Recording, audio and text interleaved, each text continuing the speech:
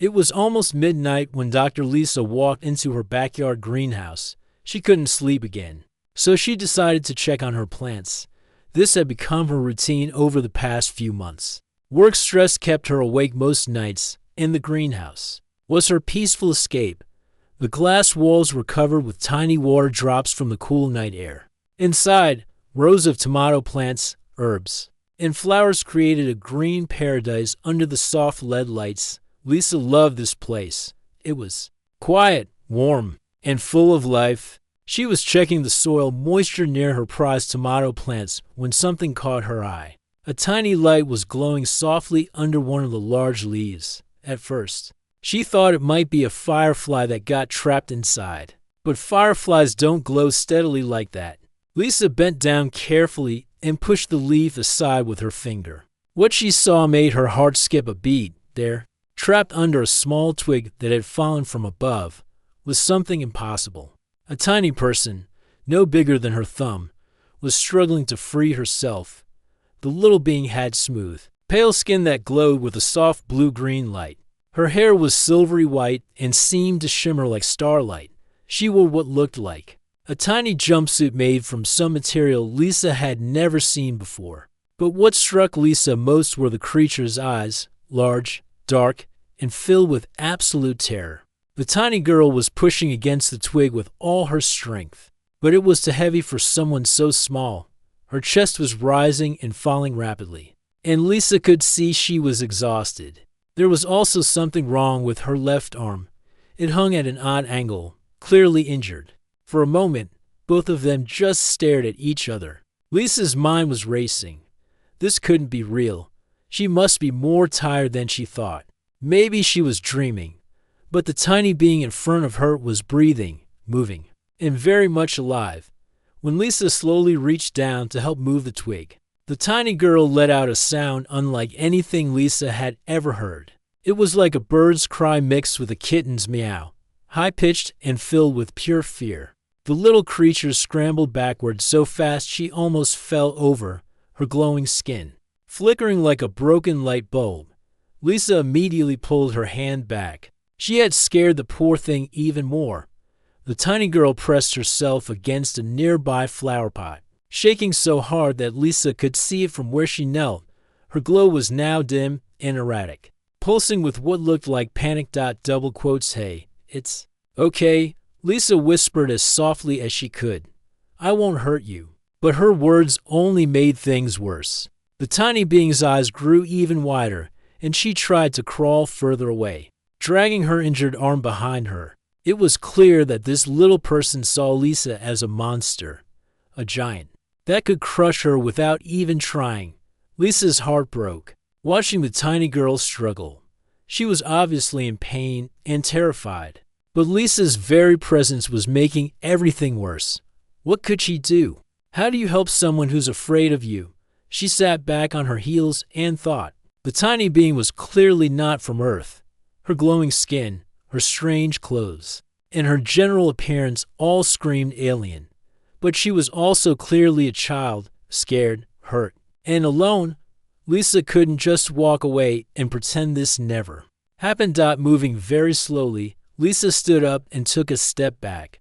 The tiny girl watched her every movement, ready to run if needed. Lisa noticed something else now. There were tiny scratches on the greenhouse floor, leading from the door to where she found the little alien. She had crawled all this way while injured. You're hurt, Lisa said in the softest voice she could manage, and you're scared.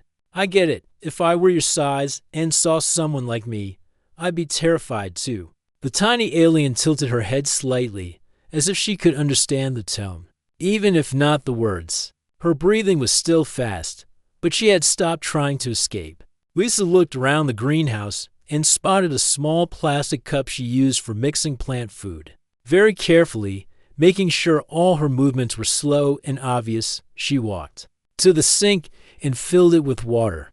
Then she found a clean cloth and tore off a piece about the size of a postage stamp. She placed both items on the ground about 3 feet away from where the tiny alien was hiding, then backed away to the other side of the greenhouse. I'm going to leave now, Lisa said gently. The water is for you, And the cloth, too, in case you need it. I'll come back tomorrow night to check on you, okay? Same time." The tiny girl watched as Lisa slowly walked to the greenhouse door. Just before leaving, Lisa turned back. The little alien was still pressed against the flower pot, but her glow had become steadier.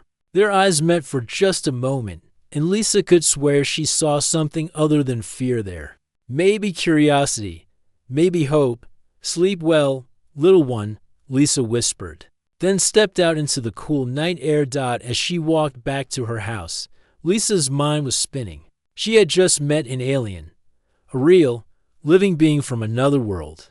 And that being was a child who was hurt, scared, and probably lost. Lisa knew she should probably call someone, scientists, government agencies, somebody who dealt with this kind of thing. But the memory of those terrified eyes stopped her. The tiny girl wasn't a specimen to be studied. She was a person who needed help. Before going to bed, Lisa did something she hadn't done in years. She prayed. She prayed that the little alien would be safe through the night, that her injuries would heal, and that somehow, someway, she could figure out how to help without making things worse. Tomorrow night couldn't come fast enough. The next day at work felt like torture. Lisa kept checking the clock every few minutes, watching the hours crawl by slower than ever before. Her mind wasn't on her research or her lab reports. All she could think about was the tiny glowing girl, hiding in her greenhouse. During her lunch break, Lisa sat in her car and stared at her phone. She had typed alien contact protocol into the search bar 3 times, but never hit enter. What was she supposed to do? Call the government? The police? Some scientific organization? The thought of men in suits taking Star away made her stomach. Turned out her coworker Dr. Martinez knocked on her car window, making Lisa jump. "You okay in there? You've been acting strange all day." Lisa rolled down her window and forced a smile. "Just tired. Didn't sleep well last night? Maybe you should go home early," Martinez suggested. "You look like you've seen a ghost." If only he knew, Lisa thought. What she had seen was much more incredible than any ghost. After work, Lisa made a special trip to 3 different stores. She felt like a crazy person buying doll furniture, tiny craft supplies, and miniature food items. The cashier at the toy store gave her a strange look when she spent 20 minutes examining dollhouse accessories. With a magnifying glass, having a tea party, the teenager at the register asked with a smirk. "Something like that," Lisa replied, carefully packing her purchases. At the grocery store, she bought the smallest fruits she could find: blueberries, tiny grapes, baby carrots that she could cut into rice-sized pieces. She also grabbed a bottle of pure honey and some organic crackers. If Star was going to eat human food, it had to be the best quality possible.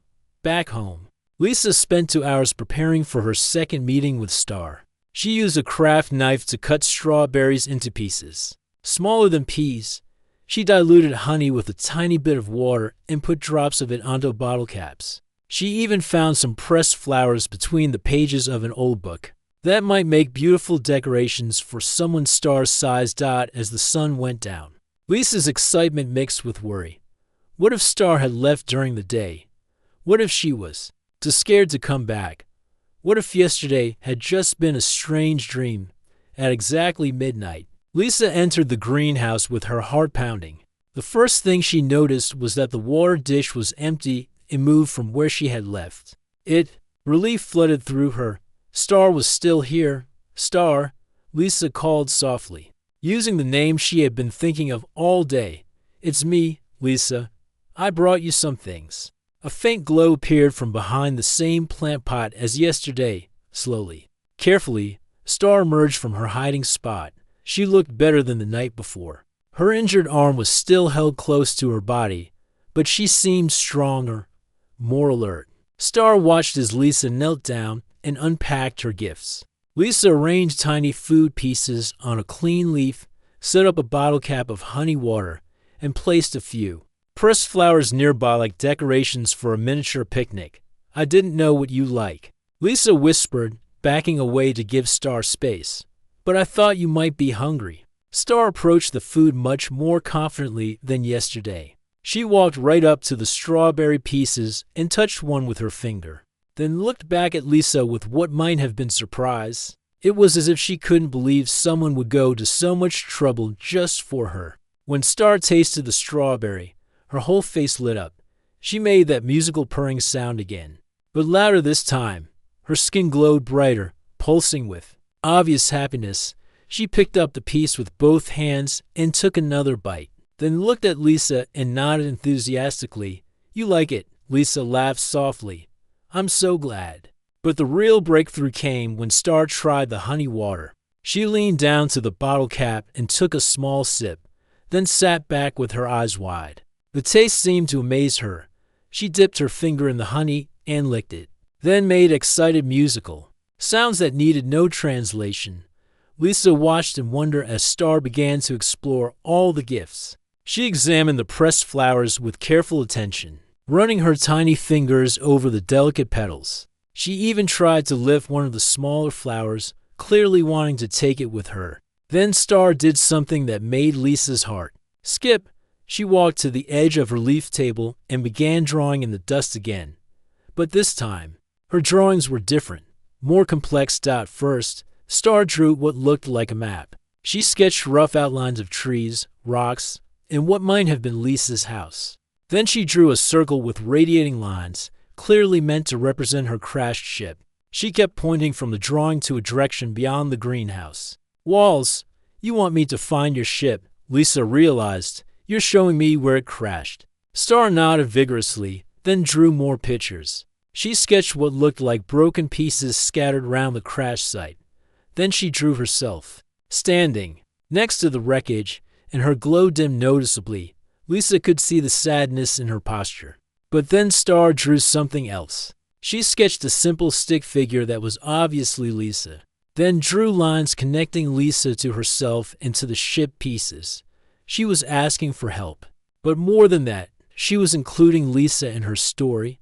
Lisa carefully took out her pen and drew her own response in the dirt nearby. She drew the same map Star had made, then drew herself walking toward the crash site. She added question marks to show she wasn't sure exactly where to look. Star got excited and started improving Lisa's map, adding more details about landmarks and distances. She drew specific trees, a large rock, and even what looked like a small garden shed. She was giving Lisa detailed directions to find her spacecraft. "I'll look for it tomorrow," Lisa promised. "As soon as I get home from work, I'll search everywhere until I find it." Star seemed to understand the promise in Lisa's tone, even if she didn't understand all the words. She walked closer to Lisa than she had ever dared before and placed her tiny hand on Lisa's finger in a gesture of gratitude. The touch sent electricity through Lisa's whole body. This tiny being from another world was actually trusting her enough to make physical contact. It was a moment Lisa knew she would remember for the rest of her life. As if the gesture had used up all her courage, Star quickly backed away again. But she didn't run and hide this time. Instead, she gathered up the smallest pieces of strawberry and a pressed flower, clearly planning to take them back to her hiding spot. "Keep the leaf too," Lisa said, pointing to the clean leaf she had used as a plate. "You can use it for whatever you need." Star carefully dragged the leaf toward her hiding spot, making several trips to transport all her new treasures. Watching her work so hard to move things that were huge compared to her size made Lisa want to help. But she knew Star wasn't ready for that level of assistance yet. Before leaving, Star came back one more time. She looked up at Lisa and very clearly said something in her musical language. The tone was unmistakably "thank you," even though Lisa couldn't understand the words. "You're welcome, little Star," Lisa replied softly. "Sleep well. I'll see you tomorrow night." As Lisa walked back to her house, she felt like she was floating. Not only had Star trusted her enough to eat the food she brought, but they had actually communicated about something complex. Star had shared information about her crashed ship and asked for Lisa's help finding it. Most amazingly, Star had touched her. That tiny hand on her finger had felt like the most precious gift in the universe. Lisa looked down at her finger and could swear she still felt the warmth of that small touch. Tomorrow, she would search for star spacecraft. Tonight, she would dream about tiny alien hands and musical voices, and the incredible friendship that was growing between two beings from different worlds. Lisa barely slept that night. She kept thinking about STAR's detailed map and what she might find at the crash site. When her alarm went off for work, she was already wide awake, staring at the ceiling and planning her search strategy all day. At the lab, Lisa found herself sketching STAR's map from memory on the margins of her notebooks. She remembered every detail: the cluster of 3 oak trees, the large granite boulder, the old garden shed that marked the boundary of her property. STAR had been incredibly precise in her drawings. During lunch, Lisa drove home instead of eating in the cafeteria. She wanted to start searching immediately, even though she only had 30 minutes. Armed with STAR's mental map, she began walking through her backyard, looking for the landmarks the tiny alien had drawn. The 3 oak trees were easy to find. They stood in a triangle formation near the back fence. The granite boulder was about 50 feet away, half buried in the ground and covered with moss. Lisa had walked past these landmarks hundreds of times, but never really noticed them before. Seeing them through STAR's eyes made them seem important, like markers on a treasure map. After work, Lisa rushed home and changed into old clothes and sturdy boots. She grabbed a flashlight, some soft towels, and a small cardboard box. If she found pieces of STAR's ship, she wanted to collect them carefully. The search area was larger than Lisa had expected. STAR's drawings showed scattered debris in roughly a 50-foot radius around the main crash site. Lisa started at the boulder and worked her way outward in expanding circles, examining every fallen leaf and unusual shadow. For 2 hours, she found nothing but ordinary forest debris, dead branches, old acorns, a few pieces of human litter that had blown in from somewhere else. Lisa began to worry that she had misunderstood STAR's map, or that the crash had happened so long ago that everything had been buried under months of fallen leaves. Then, just as the sun was setting and Lisa was about to give up for the day, she saw something that didn't belong. A glint of metal caught the last rays of sunlight, barely visible under a pile of brown autumn leaves near the old garden shed. Lisa's heart raced as she carefully brushed away the leaves. What she found took her breath away. It was definitely not from Earth. The main piece of the spacecraft was about the size of a small jewelry box, but its shape was unlike anything human technology had ever produced. The metal seemed to flow like liquid that had been frozen in time, with smooth curves that somehow looked both organic and mechanical. The surface had an iridescent quality that shifted from silver to blue to purple depending on the angle of the light. Parts of the ship were badly damaged. Lisa could see where the impact had torn sections away and bent others at impossible angles. But even broken, it was the most beautiful thing she had ever seen. Tiny lights still flickered weakly along what might have been control panels, pulsing in patterns that reminded Lisa of STAR's bioluminescent skin.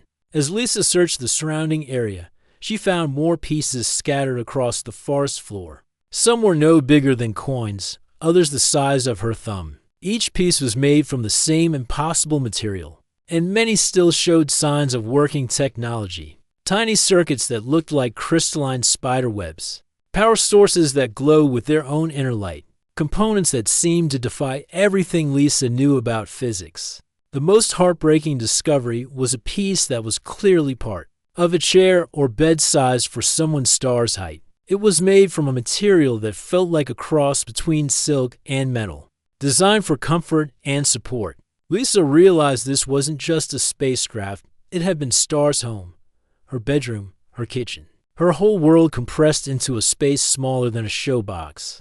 Lisa carefully wrapped each piece in soft towels and placed them in her collection box. She worked slowly, treating each fragment like the precious relic it was. Some pieces were so small she almost missed them, hidden under leaves or pressed into the soft earth by the impact. By the time she finished searching, Lisa had collected 17 distinct pieces of the spacecraft, the main hull, several circuit-like components, what looked like a tiny screen or communication device, and various fragments too damaged to identify. Together, they probably weighed less than a pound, but Lisa felt like she was carrying the most valuable treasure on Earth. That night, Lisa entered the greenhouse with her heart pounding. She had wrapped Star's ship components in the softest cloth she owned and arranged them carefully in the box. She wasn't sure how Star would react to seeing her damaged home, but she knew the tiny alien deserved to have her belongings back. Star emerged from her hiding spot as soon as Lisa called her name. She had been waiting eagerly, probably wondering if Lisa had found anything. When Star saw the box Lisa was carrying, her glow immediately brightened with excitement and hope. Lisa knelt down and carefully unwrapped the largest piece of the spacecraft. The moment Star saw it, everything changed. The tiny alien let out a sound unlike anything Lisa had heard before. A musical cry that was part joy, part grief, and entirely heartbreaking. Star ran to the piece of her ship and threw her tiny arms around it, pressing her face against the strange metal. Her glow dimmed to almost nothing as waves of emotion washed over her. Lisa realized she was watching someone grieve for everything they had lost: their home, their world, their family, their entire previous life. For several minutes, Star just held onto the piece of her ship and cried. The sounds she made needed no translation. They were the universal language of loss, of someone who had traveled impossible distances only to have everything they knew torn away in a moment of impact. Lisa felt tears running down her own face as she watched. She wanted to comfort Star, but she knew this was something the tiny alien needed to experience fully. Sometimes grief can't be rushed or fixed. It just has to be felt, gradually. Star's crying subsided. She began examining the ship piece more carefully, running her tiny hands over its surface and checking various components. Despite her obvious sadness, Lisa could see that Star's scientific mind was also at work, assessing damage and trying to understand what could be salvaged. When Lisa unwrapped the other pieces, Star's reaction was different. Instead of more grief, she showed determination. She examined each component carefully, sorting them into what appeared to be categories. Some pieces made her nod with satisfaction, others made her shake her head sadly. She was conducting her own technical assessment of her spacecraft's remains. But the most amazing moment came when Star found the communication device among the wreckage. It was a tiny crystal-like component about the size of a rice grain. But when Star touched it, it lit up with soft pulses of light. Star's eyes went wide with excitement, and she began manipulating the device with practiced skill. The crystal projected tiny holographic symbols into the air, Star's written language. Lisa watched in wonder as Star began what looked like a diagnostic sequence, checking different systems and reviewing data that had somehow survived the crash. Then Star looked up at Lisa with an expression of pure determination. She began drawing again. But these weren't pictures of the past. These were plans for the future. Star drew herself working with the salvage pieces, but not to repair the ship for flight. Instead, she was showing Lisa how the alien technology could be integrated with Earth materials to create something new. She drew Lisa helping with the project, both of them working together to build something that had never existed before, a hybrid of human and alien engineering. Star wasn't just planning to survive on Earth. She was planning to make it her new home, with Lisa as her partner, in creating that future. As the night went on, Star became more animated than Lisa had ever seen her. She demonstrated how various pieces of her technology still worked, created light displays that were like alien artwork, and even managed to generate musical tones that sounded like her people's language. But the most touching moment came at the end of their time together. Star carefully gathered the most important pieces of her ship and arranged them near her hiding spot. Then she walked over to Lisa and climbed onto her hand without any fear or hesitation. Looking directly into Lisa's eyes, Star spoke one of the English words she had learned, home. But she wasn't looking at her spacecraft when she said it. She was looking at Lisa. Star had made her choice. Her ship was her past, but Lisa was her future. The tiny alien girl had decided that home wasn't a place or a planet. It was wherever the people who love you could be found. Lisa understood. and her heart filled with a love bigger than the space between stars.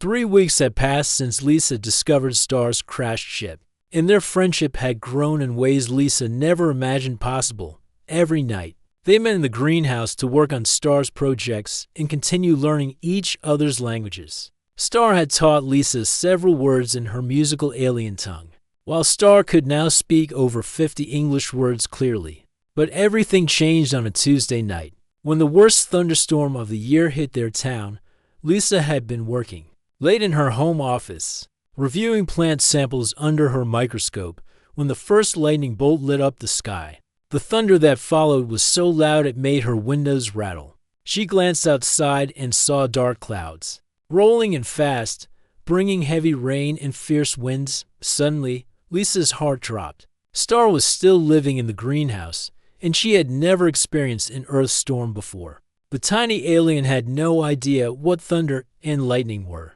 or that they were perfectly natural and harmless. To someone from another world, this storm might seem like the end of everything. Lisa grabbed her raincoat and a flashlight, then ran outside into the growing storm. Rain immediately soaked through her jacket, and the wind was so strong she had to fight to keep moving forward.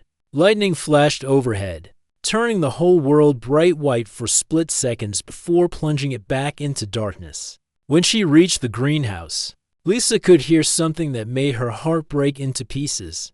High-pitched crying sounds were coming from inside, mixed with words in Star's musical language that sounded desperate and afraid. Lisa quickly opened the door and stepped inside, dripping water everywhere.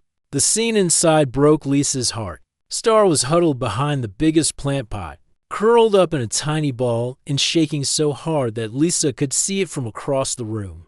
Her usually steady glow was flickering wildly, like a candle flame in a strong wind. Every time lightning flashed outside or thunder boomed overhead, Star would cry out and try to make herself even smaller. "Star," Lisa called out softly, dropping to her knees despite her soaking wet clothes. "It's okay, little one.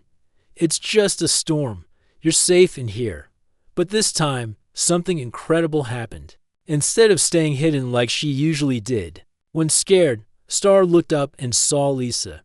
Without any hesitation, the tiny alien ran straight toward her. She stumbled and fell twice in her panic to reach Lisa's outstretched hands, but she kept going. When she finally reached Lisa's palm, she climbed on immediately and pressed herself against Lisa's thumb, still shaking but seeking comfort from the person she now trusted most in the world. Lisa felt tears mixing with the rainwater on her cheeks. This tiny being who had been terrified of her just weeks ago was now running to her for protection. It was the most beautiful and heartbreaking thing Lisa had ever experienced. "It's just noise, sweet girl," Lisa whispered, cupping her other hand gently around Star to create a warm, safe shelter. "The storm can't hurt you in here. I promise nothing will happen to you." Star looked up at Lisa with those enormous dark eyes, tears making them shine like tiny stars. She said something in her musical language that Lisa had never heard before, but somehow she understood perfectly. Star was calling her something special: protector, guardian, maybe even something like mother. As the storm raged outside, Lisa sat on the greenhouse floor and held Star close to her chest. She could feel the tiny alien's rapid heartbeat gradually slowing down as she realized she was safe. Star's glow became steadier, and her shaking stopped. For the first time since the storm began, Star relaxed completely. That's when Lisa made the most important decision of her life. She couldn't leave Star alone in the greenhouse anymore. The tiny alien needed a real home, a place where she would always feel safe and protected. And Lisa wanted to be the one to give her that home. The next day, Lisa called in sick to work. She spent the entire day creating something magical in her spare bedroom. She found an old dollhouse that had belonged to her young niece years ago and began transforming it into the perfect home for someone Star's size. Lisa worked with the patience of an artist and the love of a parent. She made tiny furniture from soft fabrics and cotton batting. She created a miniature kitchen area with bottle caps for dishes and thimbles for cups. She even installed small LED lights throughout the house that gave off a warm, gentle glow similar to Star's own bioluminescence, but the bedroom was Lisa's masterpiece. She crafted a tiny bed from the softest materials she could find, silk fabric for sheets, cotton batting for a mattress, and pillows no bigger than buttons stuffed with down. Next to the bed, she carefully placed some of the working pieces from Star's spacecraft, so the little alien would always have a connection to her origins while embracing her new life. The most special addition was something Lisa had been working on secretly for days. She had taken one of her old cotton shirt pockets and lined it with the softest fleece fabric, creating a portable nest that Star could use whenever she wanted to be close to Lisa's heart. When evening came, Lisa carefully carried the transformed dollhouse to the greenhouse. Star emerged from her hiding spot and stopped dead when she saw what Lisa had brought. Her eyes went wide with wonder, and her skin began glowing brighter than Lisa had ever seen it. "This is for you," Lisa said softly, "your new home. You don't have to live behind plant pots anymore." Star approached the dollhouse like she was walking into a dream. She explored every tiny room with careful attention, touching the miniature furniture and testing the soft beds. Her musical sounds of amazement filled the greenhouse as she discovered each thoughtful detail Lisa had created. When Star found the bedroom with pieces of her spacecraft nearby, she turned to Lisa with tears in her eyes. She understood that Lisa wasn't trying to replace her lost world. She was helping Star build a bridge between her past and her future. But the real magic happened when Lisa showed Star the pocket she had prepared. "This way, you never have to be alone if you don't want to be," Lisa explained. "You can sleep in your beautiful house, or you can sleep here, close to my heart. Whenever you feel scared or lonely." Star looked at the pocket, then at Lisa, then back at the pocket, slowly, carefully. She climbed inside and curled up like a tiny kitten, finding the perfect napping spot. The pocket was exactly the right size, warm, soft, and filled with Lisa's comforting scent. Star looked up at Lisa from inside the pocket and said one of her favorite English words, home. But she wasn't looking at the dollhouse when she said it. She was looking at Lisa's face. Star had found something more precious than any house or planet. She had found someone who loved her unconditionally. From that night forward, their relationship transformed into something truly special. Star would spend her days helping Lisa around the house, her tiny hands surprisingly useful for delicate tasks. She learned to flip light switches, could carry small messages between rooms, and even help Lisa with her plant research by examining leaves and flowers with the keen eyes of someone from a scientifically advanced civilization. Star's intelligence continued to amaze Lisa every day. The tiny alien learned new English words constantly and taught Lisa more of her own beautiful language. They could now have real conversations about Star's homeworld, her people's incredible technology, and her dreams for their future together. Most importantly, Star was no longer afraid of anything when Lisa was nearby. She would ride confidently on Lisa's shoulder while Lisa worked in the garden, sleep peacefully in Lisa's pocket during car rides to the store, and even charm Lisa's closest friend. When Lisa finally introduced them after swearing her to absolute secrecy, but the most precious part of every day was bedtime. After they shared dinner and talked about their day, Star would climb into Lisa's shirt pocket and settle in for the night. She would curl up against Lisa's chest, her soft glow creating the most beautiful nightlight in the world.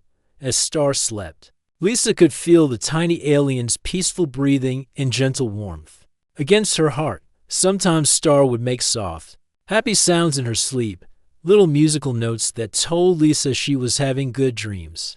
6 months had passed since that stormy night when Star first ran to Lisa for comfort, and their lives had settled into the most beautiful routine imaginable. Every morning, Lisa woke up to Star's gentle glow warming her chest as the tiny alien slept peacefully in her pocket. It had become as natural as sunrise, this daily reminder that miracles really did exist. Lisa's entire world had changed to accommodate her tiny friend. She had learned to whisper instead of speaking loudly, to move with grace instead of rushing around, and to find wonder in the smallest details of everyday life. Her house had become a sanctuary where human creativity and alien wisdom worked together in perfect harmony. The impact Star had on Lisa's work was nothing short of revolutionary. The tiny alien's advanced understanding of plant biology had transformed Lisa's research in ways no Earth scientists could have imagined. Star could sense things about plants that human instruments couldn't detect. When they were stressed, what nutrients they needed, how they communicated with each other through their root systems. Together, they had made discoveries that could change agriculture and environmental science forever. But more than the scientific breakthroughs, Star had taught Lisa about love in its purest form. Love that crossed impossible distances between worlds. Love that didn't care about differences in size, species, or origin. Love that was simply about choosing to care for someone completely different from yourself. On the morning that marked exactly 6 months since Star had chosen to trust Lisa completely, something unexpected happened. Lisa felt Star stirring in her pocket much earlier than usual. The tiny alien climbed out and stood on Lisa's chest, looking directly into her eyes. With an expression Lisa had never seen before, serious, determined, but also excited. "Lisa," Star said in her musical voice, speaking English more clearly than ever, "I need to tell you something very important." Lisa's heart skipped a beat. Star rarely looked this serious about anything. In the months they had lived together, Star had always been cheerful, curious, and content. This new expression worried Lisa. "What is it, little Star?" Lisa asked softly, sitting up carefully so Star could remain balanced on her chest. Star took a deep breath, and her skin began glowing brighter than normal. "My people.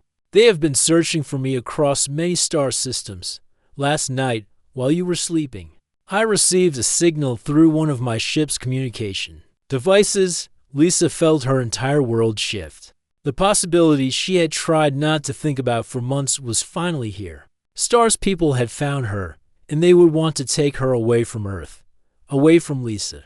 "They're coming to take you home?" Lisa asked, trying to keep her voice steady even though her heart was breaking. Star shook her head quickly, and Lisa felt a wave of relief wash over her. But then Star said something that surprised Lisa even more than the news about her people.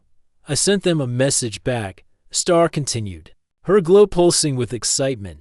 "I told them that I have discovered something here that my people need to learn about. I told them about you, Lisa, about how one being can care for another so completely that they become family, even when they are from different worlds and different species." Star climbed closer to Lisa's face and placed her tiny hand on Lisa's cheek. The gesture was so tender and loving that Lisa felt tears beginning to form. "I told them I want to stay on Earth because this is my home now, and you are my family. But I also told them that if they want to learn about true kindness and unconditional love, they should meet the amazing human who saved the tiny alien's life and gave her everything she needed to heal and grow." Tears were flowing freely down Lisa's face now as she understood what Star was saying. The tiny alien wasn't just choosing to stay, she was trying to build a bridge between their two species, using their love as the foundation for something bigger than either of them had imagined. "Are you absolutely sure?" Lisa whispered. "Don't you miss your home world, your own people?" Star smiled, and her glow became warm and steady like a gentle sunrise. "This is my home," she said simply, gesturing around Lisa's bedroom and then pointing to Lisa's heart. "Home isn't a planet or a place, Lisa. Home is wherever the people who love you are waiting for you to come back each day." Star paused, then added something that made Lisa's heart overflow with joy. "Besides, I think my people need to learn what I have learned here. They need to understand that the most advanced technology in the universe isn't machines or spaceships, it's love, and you taught me that." That evening, as they sat in their favorite spot in the greenhouse surrounded by thriving plants and glowing alien technology, Star climbed into Lisa's shirt pocket for what had become their sacred nightly routine. But tonight felt different. Tonight, it wasn't just about comfort or habit. It was about choice and commitment and the kind of love that changes everything. Star had chosen Lisa, and Lisa had chosen Star. They had created something that had never existed before in the history of either of their species. A family that spanned the stars, built on patience, trust, and unconditional acceptance, as Star settled against Lisa's heart, her soft glow illuminating the space between them like a tiny sun. Lisa realized that she had found her life's greatest purpose, not in her career or her research, but in being the guardian and family for this incredible, tiny being who had fallen from the stars into her garden and changed everything. "Sleep well, my precious little star," Lisa whispered, just as she did every single night. "Sleep well, my guardian angel," Star replied in her musical voice, just as she did every single night. And as they drifted off to sleep together, stars, gentle glow keeping all darkness at bay, both of them knew with absolute certainty that they were exactly where they belonged. The tiny alien girl who had once been terrified of Lisa now trusted her completely. She curled up in Lisa's pocket, not because she had to, but because she wanted to, because this was home, because this was family, because this was love in its most perfect form. Outside their window, millions of stars shone down from impossible distances. But neither Lisa nor Star needed to look up at the night sky to see something miraculous. They had found their miracle right here, in the space between a human heart and a tiny alien hand, in the love that had grown between two impossible friends who had chosen to take care of each other, across any distance, no matter how different they might be. The universe was vast and full of wonders beyond imagination, but the most amazing thing in it was sleeping peacefully in a shirt pocket, dreaming gentle dreams while her chosen family watched over her with all the love in both their worlds.